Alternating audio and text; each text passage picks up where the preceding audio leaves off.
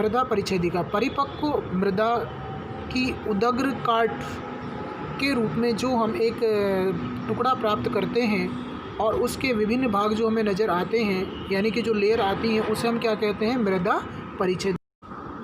मृदा परिच्छेदिका पृथ्वी की ऊपरी सतह से नीचे की आधार शेल तक मिट्टी की लंबवत काट के रूप में जो हम टुकड़ा प्राप्त करते हैं उसे ही हम मिट्टी परिच्छेदिका कहते हैं। जो मृदा के विभिन्न जो क्षितिज स्तर हैं उनको क्या करते हैं? दर्शाता है। ये स्तर भिन्न भिन्न रंगों और गठन के होते हैं। कभी कभी ये स्तर एक दूसरे में धीरे धीरे मिश्रित होते हुए परिवर्तित होते हैं और कभी कभी तीव्रता से क्या हो जाते हैं? पृथक हो जाते हैं। प्रत्येक मुख्य प्रकार की मिट्टी की अपनी एक परिच्छेदिका होती है। मूल रूप से मिट्टी परिच्छेदिका के 3 भाग होते हैं, A, B, C, और कहीं कहीं इसको 4 भागों में बांटा गया है, जिसे D यानी क, ख, ग, घ। कै संस्तर जो होती है वो मृदा के रूप में होता है। खे जो होता है उसे हम उपमृदा मंडल के नाम से जानते हैं, और जो सी मंडल या जो ग मंडल होता है उसको हम अपक्षयित मंडल के नाम से भी जानते हैं, क्योंकि इसके अंतर्गत जो आधार सेल है उन आधार सेल के जो अपक्षयित क्रिया द्वारा चट्टानों के जो टुकड़े टूटते हैं वो असंगठित रूप में बड़े कणों के रूप में या छोटे कणों के रूप में इसमें पाए जाते हैं। और जो डी स्तर होता है सी के नीचे, उस वो आधार सेलों का होता है, अर्थात जो हमारी मिट्टी की परतें हैं उस आधार सेल के ऊपर क्या होती हैं? पड़ी रहती हैं। तो इस तरह से ए, बी, सी ये 3 महत्वपूर्ण मंडल हैं मिट्टी परिच्छेदिका के, जिनकी अपनी अलग अलग क्या होती हैं? विशेषताएं होती हैं। इसमें सबसे जो महत्वपूर्ण है वो आपका के मंडल है, जिसमें जो लगभग 1 से 10 फीट की गहराई तक होता है, 0 से 10 फीट की गहराई तक होता है, जिसमें समस्त प्रकार की क्या होती हैं? जो वनस्पति घास से लेकर जो बड़े बड़े वृक्ष हैं वो सब इसी मंडल में क्या करते हैं? अपना जीवन शुरू करते हैं। और फिर उसकी जो जड़ों की गहराई है वो के सेंसर, जैसा कि मैंने बताया था कि 0 से 10 फीट तक गहराई होती है, तो 0 से 10 फीट गहराई तक वो मिट्टी से विभिन्न प्रकार के जो लवण हैं, खनिज हैं, पानी है, वो प्राप्त करके अपने आप को क्या करते हैं? स्थापित करते हैं और वृद्धि करते हैं। जो आपका दूसरा मंडल होता है वो ए मंडल के नीचे स्थित होता है, और जिसमें जैविक जो अंश हैं वो और अधिक मात्रा में क्या हो जाते हैं? अपघटित हो जाते हैं, जिससे उनका रंग क्या हो जाता है? गहरा हो जाता है। तो इस तरह से हम इन्हें 3 भागों में क्या किया है? इनको बांटा गया है, ए, बी, सी। ए संस्तर में इसे शीर्ष मृदा मंडल भी कहते हैं। इस शीर्ष मृदा मंडल का जो रंग है, मिट्टी का जो रंग है वो गहरा होता है, यानी कि भूरे रंग की होती है, और ये मोटाई अधिक नहीं होती है, एक पतली परत के रूप में होती है। जो मोटाई की हम बात करें तो एक फिल्म जो यानी कि जो एक हमारे पास जैसे हम एक्सरे शीट जिसको कह सकते हैं, उससे लेकर मोटाई की बात कर रहे हैं 10 फीट तक गहरी हो सकती है। इसमें बालू और ह्यूमस विभिन्न अनुपातों में मिश्रित रहती है। ह्यूमस इस संस्तर में ऊपरी परत के नीचे जैसे जैसे हम नीचे की ओर जाएंगे अधिक से अधिक क्या होता है? अपघटित रूप में पाया जाता है। अर्थात इस परत के अंदर जैसे जैसे हम नीचे जाते हैं अपघटित पदार्थों की जो मात्रा है वो क्या हो जाती है? बढ़ जाती है, जिससे उनका रंग भी क्या होता है? धीरे धीरे बदलने लगता है। ये परत जैविक दृष्टिकोण से अत्यधिक महत्वपूर्ण है। पौधों की जड़ें प्राय इसी संस्तर में मिलती हैं। जैसे कि हमने शुरू में कहा था कि फिल्म की परत से लेकर 10 फीट तक की जो गहराई है उसी में जो पेड़ पौधे हैं वो अपना क्या करते हैं? विकास करते हैं। तो नीचे की ओर जो जड़ें हैं यहीं से अपना पोषण प्राप्त करती हैं। इसके अतिरिक्त छोटे जंतु, सूक्ष्म पादप और जंतुओं की आबादी इस स्तर में बहुत अधिक होती है।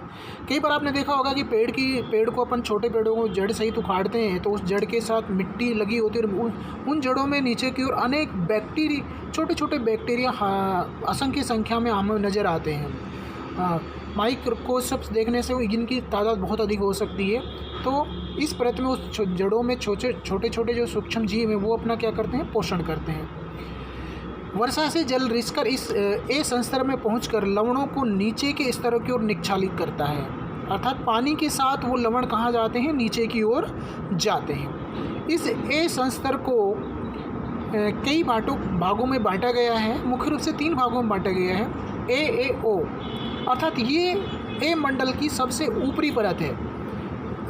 इस भाग में पादप और जंतु के वह मृत भाग जैसे पत्तियां, टहनियाँ, छाल, फल, फूल आदि पाए जाते हैं, जो अपने मूल रूप में क्या होते हैं, पड़े रहते हैं, अर्थात अपघटित नहीं होते हैं। जैसा भी आप खुले में जब मिट्टी की ऊपरी सतह उस पर आप देखते हैं कि पेड़ पौधों से गिरी हुई पत्तियां ज़मीन पर पड़ी रहती हैं, टहनियाँ गिरी होती हैं, उनमें किसी प्रकार का कोई परिवर्तन नहीं होता है, वो अपने मूल रूप में ही सूख जाती हैं, फिर वैसी की वैसी पड़ी रहती हैं। तो सबसे जो ऊपरी परत है उसमें ये अपघटित, जो जिनका अपघटन नहीं होता है, वो पदार्थ पाए जाते हैं। दूसरी परत AO, इस संस्तर में अपघटन प्रारंभ हो जाता है और जो पादप अंग छोटे छोटे टुकड़ों में विभाजित होकर अर्ध अपघटित हो जाते हैं, यानी कि ए मंडल की जो दूसरी परत है जिसे AO कहा गया है, उसमें वो पदार्थ थोड़े नीचे चले जाते हैं और ऊपरी दबाव के कारण, अंदर के तापमान के कारण वो थोड़े थोड़े क्या होने लगते हैं, अपघटित ही होने लगे, अर्थात अर्ध अपघटित रूप में रहते हैं।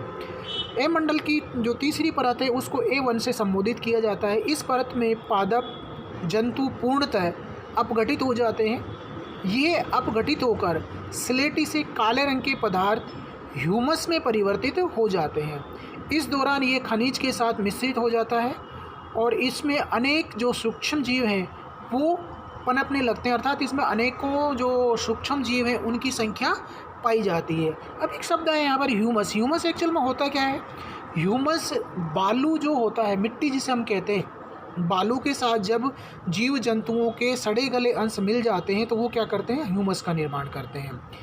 A2 यह ए मंडल का सबसे निचला स्तर होता है जहाँ ह्यूमस कम मात्रा में मिलता है और खनिज पदार्थ की जो मात्रा है वो क्या होती है, अधिक मिलती है।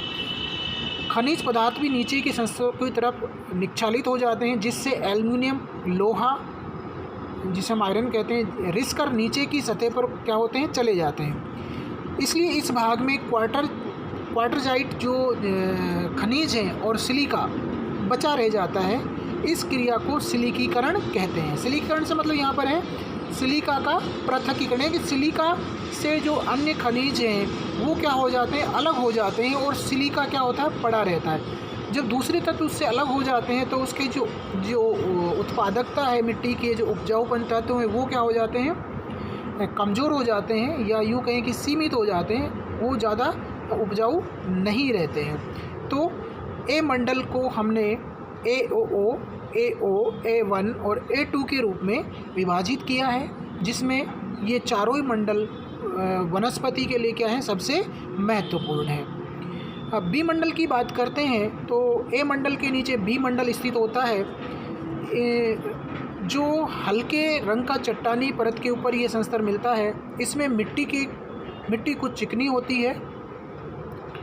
इस भाग में जो मिट्टी के कण हैं अत्यधिक सघन रूप में गठित हो जाते हैं, जिससे इसमें वायु का अभाव बना रहता है और इसमें जीव जंतु और पौधों की जड़ें नहीं पनप पाती हैं। यानी कि गहराई में जाने पर मिट्टी की जो सघनता है वो क्या हो जाती है, बढ़ जाती है।